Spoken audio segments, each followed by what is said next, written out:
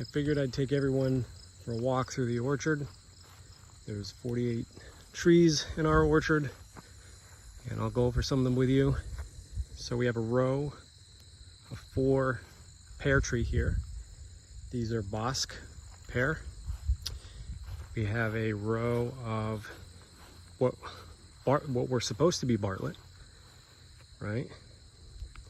But you know, certain trees get mismarked and you think that they're Bartletts, and you end up with a Asian pear, which turned out to be one of my favorite pear. Looks like an apple. So when I first planted this tree and it first fruited, I was like, oh, this is an apple tree. Somebody mismarked this pear tree as an apple tree. And I found out it's not. And it's an Asian pear, and if you've never had one, they're super sweet, and they're my favorite. So we have a row of pear, like I said.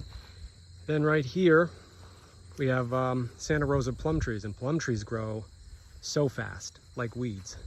And so we have a row of Santa Rosa plums. We already stripped those of fruit and gave them away and did our thing with these. Then we have a row of Methley plums. Same thing. That was about a month ago. All the fruit are gone off of that. Then we have a row, every row is 4. We have a row of Reliance peach. And before I had this 10-foot tall agricultural fence, we took a lot of deer damage. Those 2 trees were 2 of them. So that's why you see them so small, because they had to be replanted. And like I said, these are Reliance peach. This was supposed to be a Reliance peach row. But when I replanted, I chose to go with an Alberta peach here. So it's a Reliance and Alberta. And I think I went with another Alberta here, and then another Reliance. Actually, that turned out to be a white peach tree. Another mismark. It was supposed to be Reliance, and it turned out to be white peaches, which are fantastic. Then we have a row, and these peaches were picked a couple weeks ago. Then we have a row of, actually these are the Reliance peaches, my bad. These are the Belle of Georgia. They were supposed to be Belle of Georgia. So Belle of Georgia, Alberta, another Belle of Georgia. These are the Reliance peaches. And we're picking them now. And as you can see, I've already picked tens of pounds off this tree. And it's just insane. They obviously need pruned better to build a structure to handle the weight of this kind of crop. You know, there's a lot to learn about these trees. They will produce more than they could structurally hold. And I'll show you something else in a minute. But you see how they're just bent over on the ground? And you can see here, snapped an entire thick limb, and I got to cut that off now. It's very, very frustrating between what was deer damage, then you're still dealing with pesticides or pests and insects, and then you're dealing with fungicide or funguses. So you have to spray fungicide, like there's a black knot situation up where the plum trees are. Black knot is like a black cancer on the exterior of the tree. So anyway, peaches, Honeycrisp apple, which I picked many pounds off of these today already. Okay, and it was a weird season, because you'll notice that the foliage on the trees it's only September, not even, and they're very bare. And that is because we had a lot of storms and some dryness in the beginning. And I think what happened was they got dry, then the storms were blowing through and stripped them of their leaves.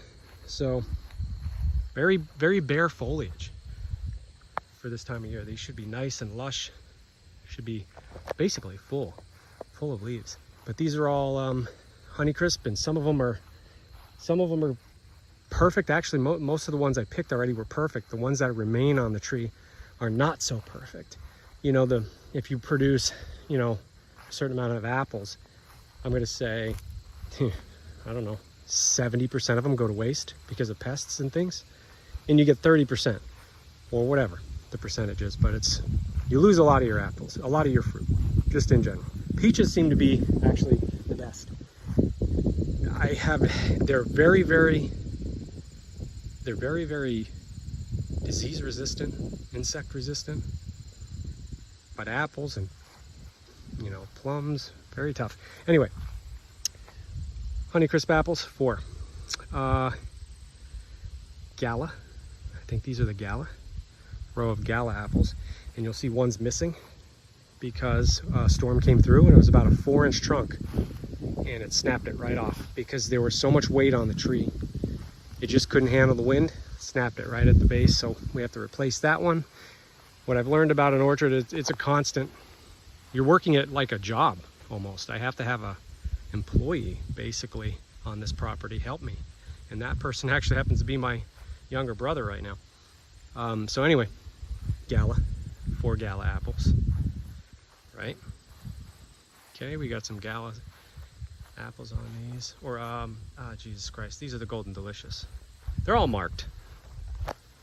There's been so many damages and so many replacements that, you know, I mark them, because if I don't mark them, I'll just lose track. And I have a map in my house that I keep too.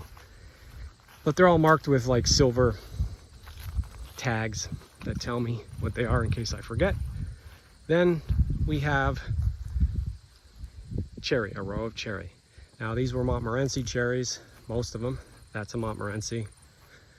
But some of them got some deer damage, and I decided to replace them with different types of cherry trees because I do not like Montmorency cherries. They're a sour cherry, and you can't really eat them. They're like made for baking, like you eat them off the tree, they're made for baking.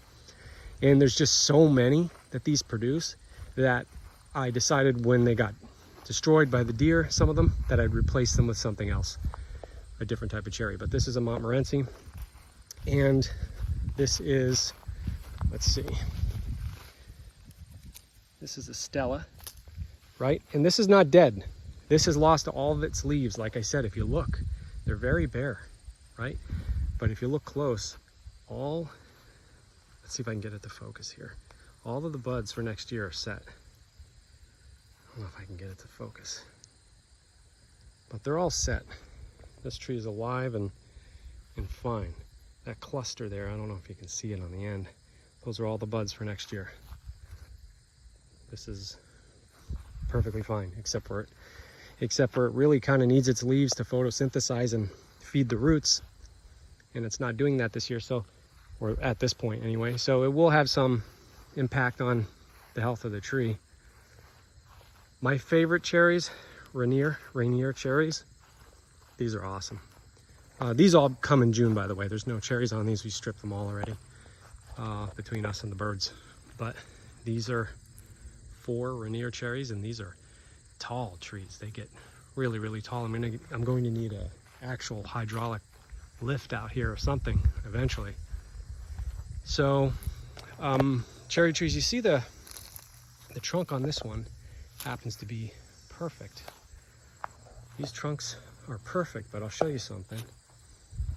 These are susceptible, these Rainier cherries, to what's called sun scald. What happens is in the winter, the sun is very intense over there, and that's basically, this is north, this is east, it's a south. Yeah, duh. South comes in, hits this tree, hits these trunks right here on the south side of the tree. And what happens is they're frozen. The nutrients and the cells are frozen in this tree, but the sun hits it so warm that they start to not be frozen and move. And then at nighttime, they freeze back up again. And that constant thawing and freezing, it breaks the bark. You see how bad this one is? This one got sun scald really bad. So I'll show you something in a minute that we do to prevent that. But anyway, another Rainier cherry. Then back here, we have some Bing cherries and some other things. But you see this wrap at the bottom? That's to prevent sun scald. So we wrap the trunk of the tree, and when the sun hits it, it insulates and it doesn't warm up the trunk as much, and it helps. I removed the wrapping on those this year just so they could breathe a little bit. And I'm gonna replace that soon. Very soon they'll be rewrapped. Another situation where we had a damaged tree, so I replaced it with a black gold cherry. And the reason why when they get damaged, I'm like replacing them with different things is because I didn't realize how much a tree produces. So I plant 4 Rainier cherries, right? And it's like enough to feed friggin' Wilkes-Barre and Scranton. It's an insane amount of cherries. I don't need that many Rainier cherries. So if one gets damaged, I will switch it out with something that is just a little bit different. And this may have a different harvest time and give me a break, so I don't have to harvest so many at one time. You know, all different types of cultivars of fruit have different harvest times. They're early, or early, mid, or late. So you don't want to plant a ton of fruit that all comes to be ready for harvest at the same time, or else you'll be exhausted. So you want to be able to have cherries throughout the season, not all at once and they go to waste. Apples throughout the season, you get it. So anyway, this is I don't know, maybe an acre, 48 trees, an acre.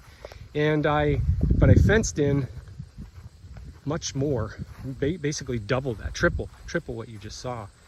I fenced in just in case I ever expand the orchard, want to expand the orchard, which I don't think I'll ever do. It's an insane amount of fruit. Even if I put nuts in or something, I don't think I'd ever expand this. However, if I ever wanted to plant corn or anything, it would be completely protected from the deer, which anybody that knows about farming knows that is a huge deal. So who knows what I'll do with this extra land here that's within the fence. But for now, it's about an acre of trees, 48 of them. Basically plums, pear, plum, peach, apple, cherry. So that's your tour.